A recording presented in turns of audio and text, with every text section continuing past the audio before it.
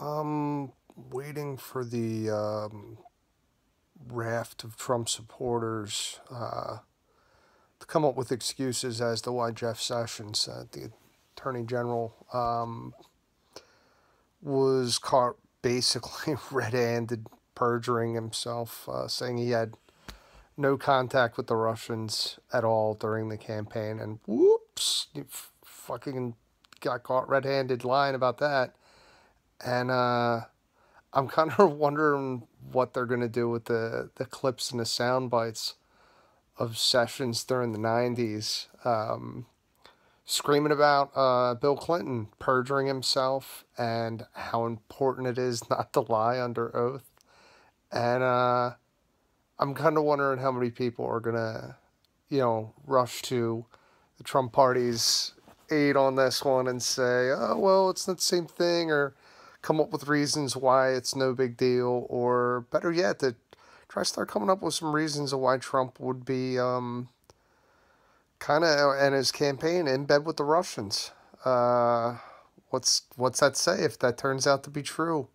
I mean, I hate to say it, he just went on and Trump himself came up with the number of 94 million people are currently not in the labor force, and that's technically true.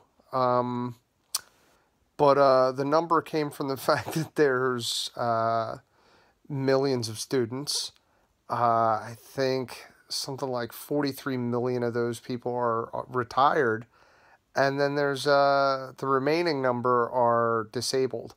So those aren't people that are ever going to be in the labor force. Well, students are going to be in the labor force, but they're students. They're not part of that number. And retirees and disabled are never going to be in there. So you can't really count that toward like what these unemployment numbers are that you're going to fix, because actually unemployment's only hovering around 4.8 percent, not 40%. You fucking nitwit.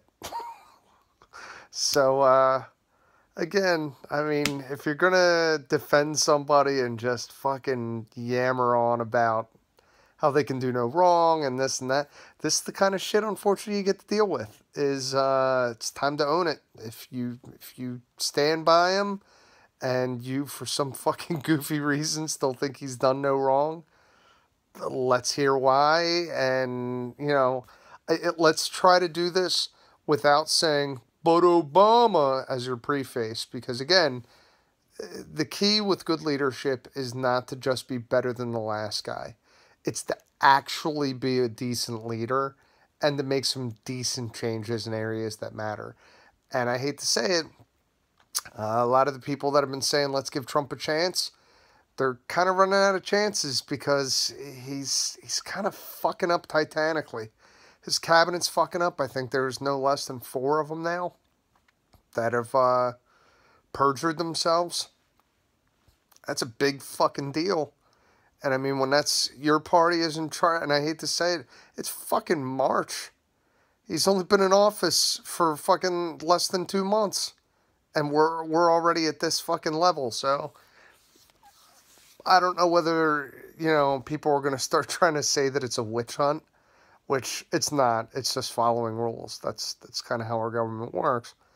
Or again, falling back on, but Obama did, or if it was Hillary and she would have fucking, like, again, you're better than that. Let's try to call some people out for their shit and expect a little bit better than what the predecessor did or didn't do.